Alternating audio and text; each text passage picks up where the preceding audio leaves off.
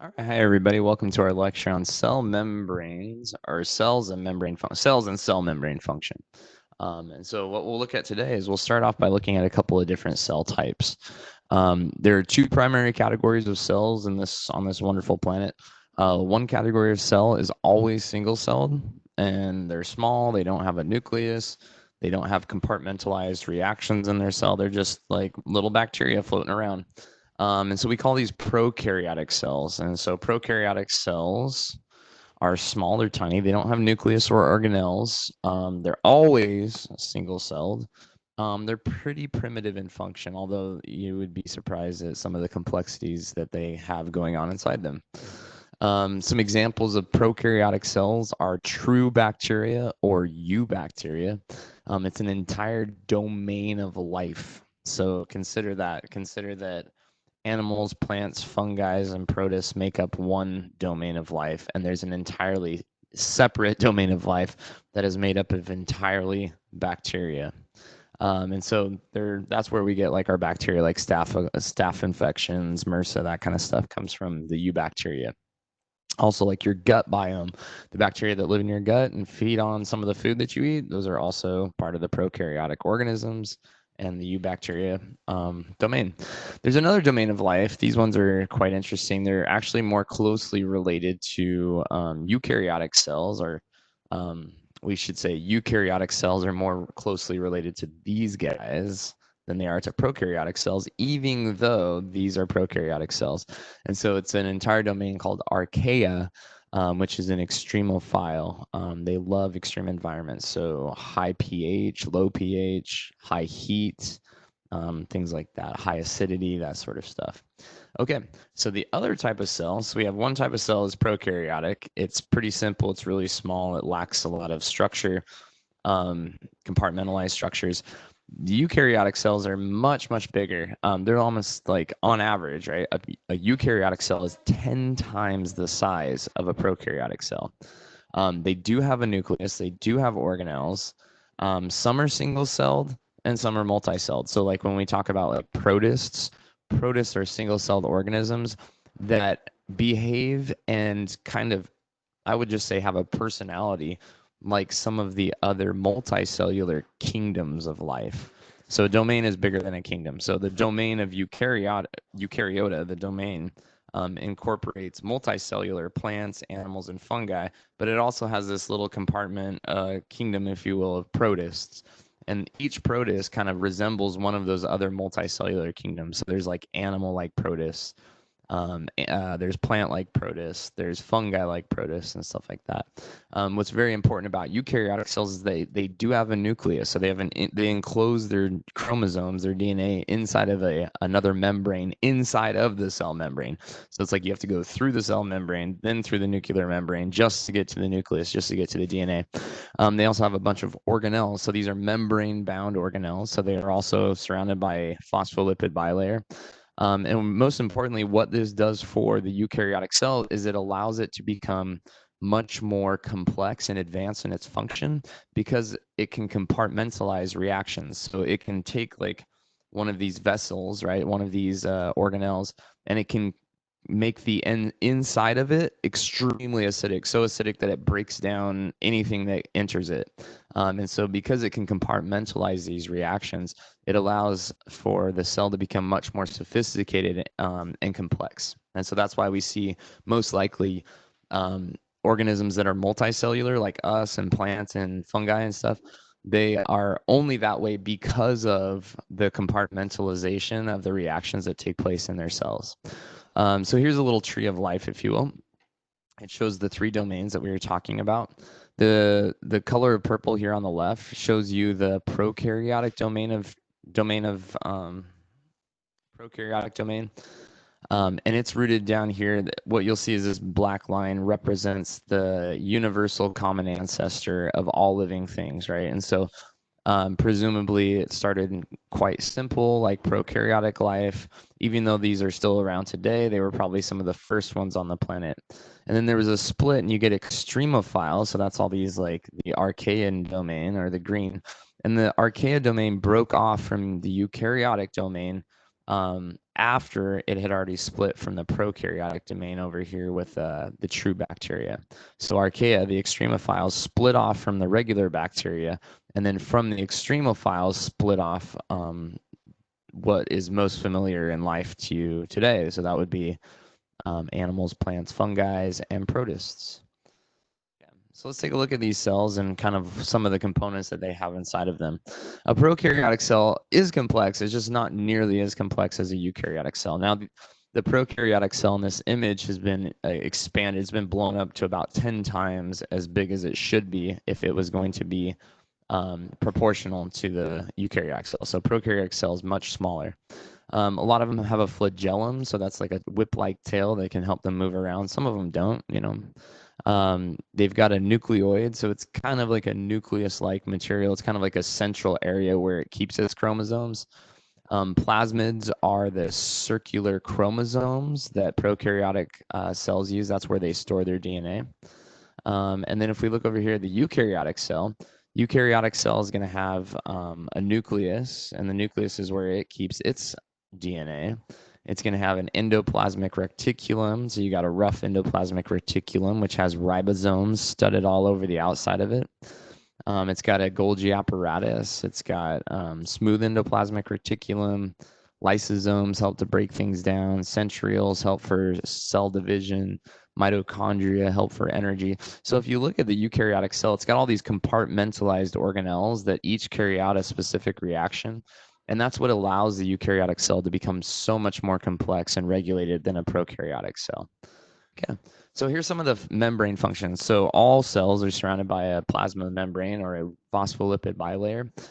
And those membranes can carry out several functions. So you can think about it sort of like a sieve. Cell membranes are semi-permeable, meaning that some stuff can get in easily, some stuff it requires a lot more effort to get it in. And same thing with leaving. So semi-permeable, some stuff comes in easily, some stuff comes in out with some effort. So here's some of the functions that they carry out. Transport, right? So you can analogize a cell to like a country or a city or a state or something like that, right? Some sovereign chunk of society, right? So that could be like a country. And so a country is going to have closed borders, just like a cell membrane, but a country's borders are going to be semi-permeable, meaning we allow some things to come in quite easily, but other things we highly regulate how much they come into our country. And so that's one of the things the cell membrane does is it highly regulates how things come into it and how things leave it. Also, inside of the membrane, there will probably be enzymes that either build things up or break things down, and that's embedded into the membrane itself. You've got signal transduction, so like if some signal comes from outside the cell and interacts with some of the surface membranes on the cell, that signal can be transduced. We talked about this in a previous lecture, but that signal can be transduced, meaning it's sort of like somebody's outside your house, they knock on your door in Morse code, you hear the Morse code, you write it down, you translate it, you send that message to somebody inside the house. The message didn't actually pass through the house. It was the signal was transduced through the walls of the house or the membrane of the house, if you will. So that's signal transduction.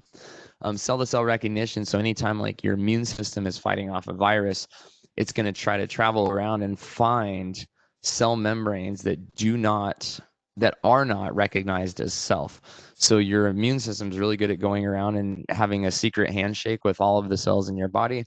If it comes across one that messes up the handshake, then it releases some antibodies. This is kind of a simplification, but antibodies get released. Those antibodies stick to that weird cell, and that signals for another like giant monster cell to come and swallow it up and eat it. And so that's typically how we fight viruses. Viruses are covered in antibodies. Antibodies signal for this giant it's like a white blood cell, basically comes in, swallows that thing whole, digests it up, and eats it. So cell-to-cell recognition is important, right? Recognizing self from others, especially with immune function and stuff like that. And then also intracellular joining. So like how your skin cells attach to each other would be like how the intracellular joining, and it would be done through the cell membrane. And then also attachment from the cytoskeleton, which is inside the cell, the rope-like structures that we talked about in the last unit, and then how those are connected through the membrane to the extracellular matrix, all the stuff outside the cell, all the structural elements out there. Okay, so we're going to watch a quick video on membrane transport.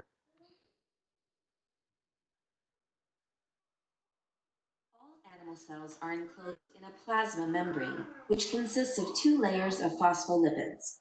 The hydrophobic nature of the cell membrane makes it intrinsically permeable to small non-polar and uncharged polar molecules, but non-permeable to large polar molecules and charged particles. Charged particles, such as ions, must use special channels to move through the membrane. Transport of a molecule can be passive or active. Passive transport does not require energy input because it moves the molecules downhill, for example, from higher to lower concentration. Active transport, on the other hand, moves the molecules against their gradients and therefore requires energy expenditure. Ion channels permit passive transport of ions. These are transmembrane proteins that form pores for ions to pass through. Most ion channels are specific for a certain type of ion.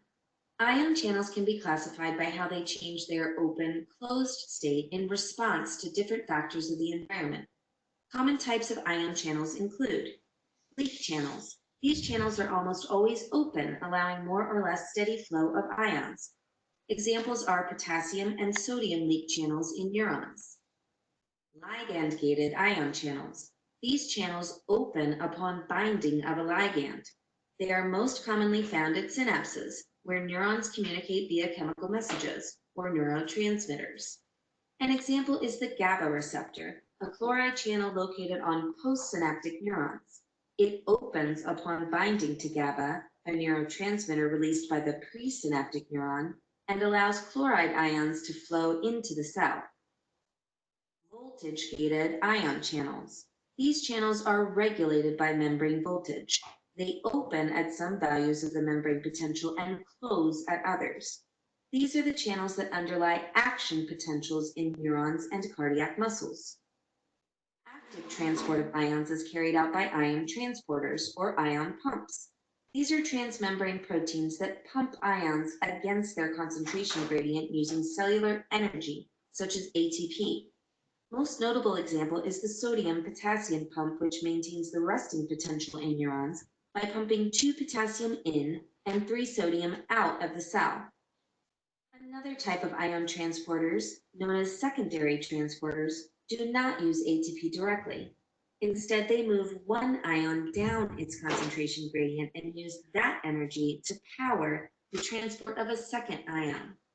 Symporters transport the two ions in the same direction, while antiporters pump the coupled molecule in the opposite direction.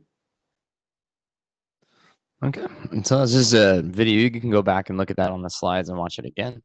But in essence, what it's saying is that membranes are semi-permeable. How molecules get in through the membrane really depends on the molecule itself. The one that we're going to focus on now is going to be transport. So enzymatic activity, signal transduction, these are just images from the list of terms that I gave you earlier. But we're going to look at transport. All right. So channel proteins. Channel proteins are a type of transmembrane protein. Trans means from one place to another, right? Transit, you're moving, right? Transfer, you're taking something, moving it somewhere. Transducing, right? Knocking on the door, the signal comes through. So transmembrane just means something coming through and then the protein. So it's a protein that sticks through a membrane. And because it sticks through the membrane, that means some of that protein is exposed to the outside of the cell and some of the protein is exposed to the inside of the cell. Now, some of these proteins can act like channels or tunnels, if you will, through the cell. And these channel proteins, some of them are called ion channels. And so that allows for polar ions, right? Because ions are charged particles. They're, like a sodium ion is a Na plus, so it's got one more proton than electron. And so it dissolves easily in water, but it doesn't move through a membrane very well on its own. And so we create these channels for it, these tunnels. So an ion channel allows for polar ions to flow through it. And then aquaporins are little channels that allow for water molecules to travel through the cell membrane. And aquaporins are basically what keep your cells hydrated, right? If your cells start to get dehydrated, meaning they have less water on the inside, then water will move through the membrane, through aquaporins, and rehydrate the inside of the cell. You also have carrier proteins, right? And so carrier proteins can help with moving a large molecule through the cell membrane. One type of carrier protein is called a cotransport protein. And so this would be where something like insulin comes along. Like you get a spike in blood sugar, you've got a lot of glucose molecules in your bloodstream. Your pancreas releases insulin. Insulin acts as sort of a gatekeeper to the cell membrane. It opens up the cell membrane, opens up glucose channels to allow for the glucose to diffuse into the cell, so the cell can take glucose out of the bloodstream, but also so the cell can get some energy from that. And then also active transport. So active transport is this idea that sometimes we need to move molecules into a place where they're already squished pretty tight, and they wouldn't do that normally, right? So this has to do a lot with diffusion. You'll get this with your diffusion lab. The idea is if you have molecules in an area of high concentration, right? So maybe you have you put a bunch of air into a balloon, right? You blew air into a balloon. The air inside the balloon, the pressure is greater on the surface of the balloon on the inside than it is on the outside. And so if we were to release the mouth of the balloon, the air would flow spontaneously, requires no energy, would flow spontaneously from inside the balloon to outside the balloon. Well, the question is, how could you get more air in the balloon if it's already blown up? It would require energy to push air molecules into that balloon. And so that's the idea of active transport, is anytime we have a concentration of molecules that's greater somewhere than it is somewhere else, and we're trying to move molecules into that area of greater concentration, kind of like blowing more air into a balloon, it's going to require energy from an outside source. And that energy source is typically adenosine triphosphate, or ATP. And then also we have voltage gated ion channels, and we find these a lot in neurons. You're not going to learn about them a lot in this class, but when you get into physiology, like animal physiology or human anatomy and physiology, you'll definitely go down the rabbit hole of neurons and how neurons reset. And they use voltage gated ion channels because your nervous system runs on electricity. So voltage gated ion channels is basically a regulated way of transducting a signal down a neuron, down a biological material, using ion channels. And the way that they reset the ion channel is just like a battery. You would take energy from ATP and use that to pump ions back across their concentration gradient to kind of like stacking them up on one side of the membrane or the other, kind of like blowing air into a balloon, right? And then it sits in that state of stasis until a signal comes along, a voltage change, and then that balloon gets released, and boom, that sends a signal down the neuron. But the most important part about all that, so you don't have to know anything about ion channels for this, or voltage gated ion channels, but they are reset. These voltage gated ion channels are reset by a specific type of transmembrane protein called the sodium potassium ion pump. And so the sodium potassium ion pump helps to reset the voltage gated ion channels. And this requires ATP, and it's called active transport. So here's a little image of a cell membrane, right? You got your phospholipid bilayer, and then inside that phospholipid bilayer, you have a transmembrane protein. Now notice this transmembrane protein has some primary and secondary structures to it. So there's your amino terminus, right? So the amino end of the protein molecule, and then you have your carboxylic end is over here. And so even though it's not pictured as beads on a string, this protein is just beads on a string that are interacting with each other, that gives them folding conformational shape, three-dimensional structure that affects its overall functionality. And you'll see maybe there's a little bit of a beta sheet right here up here at the top. And then most of these are alpha helices, which are the secondary structures, right? And then the tertiary is how they all combine together to make the three-dimensional shape. Okay, we have aquaporins in action here in a little video. Somebody from the theoretical and computational biophysics group, yes, that's a real thing, right? Water molecules, right, these red and white spheres, are trying to get through this transmembrane protein called an aquaporin. And so what these modelers done, these research modelers for biophysics, is they've said, okay, well, let's imagine body temperature. How much would these water molecules be moving around? And that's a Brownian motion. They're just bouncing around because they're at a certain temperature, right? And then they're trying to squeeze through this ion channel. And what you'll see is this protein for the aquaporin has been modeled by their biophysics team. And it's showing you how difficult, how challenging it is, right, for these water molecules to make it into the cell or make it out of the cell. And so there's like this fight going on in the middle of that channel um, for where they should go, like where the water molecules should go, right?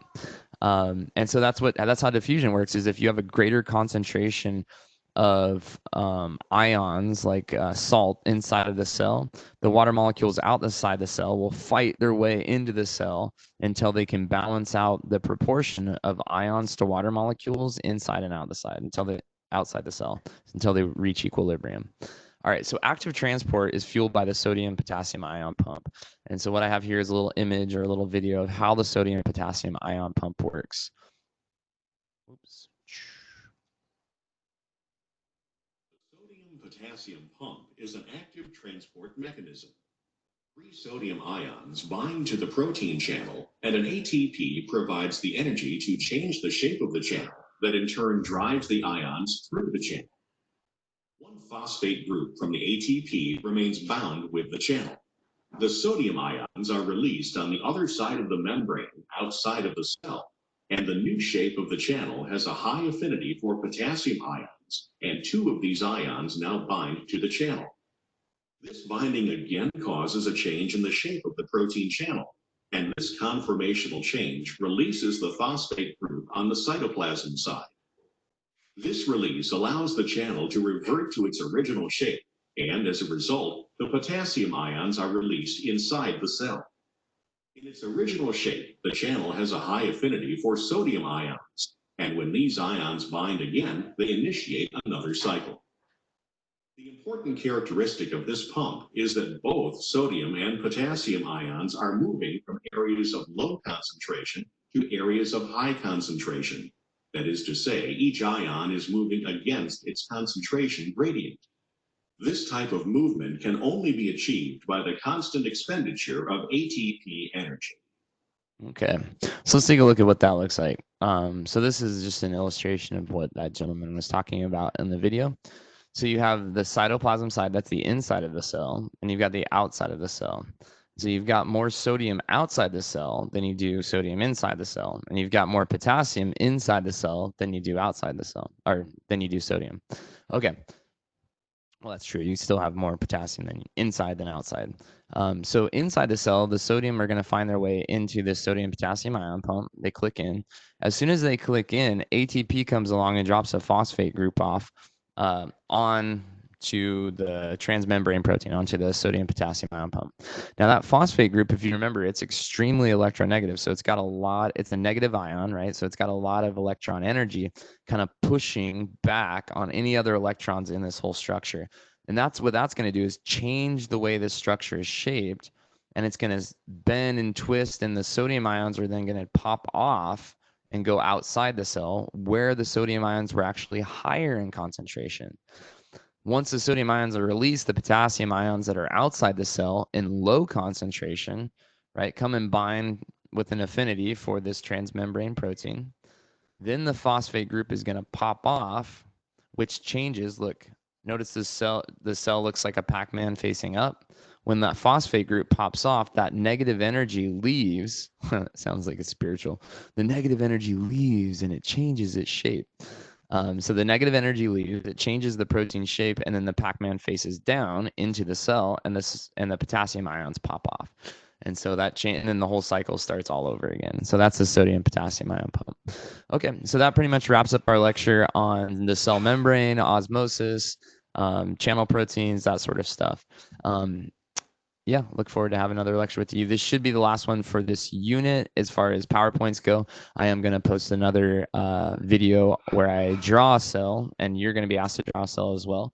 And then you'll post that in a discussion group. All right, see you guys later.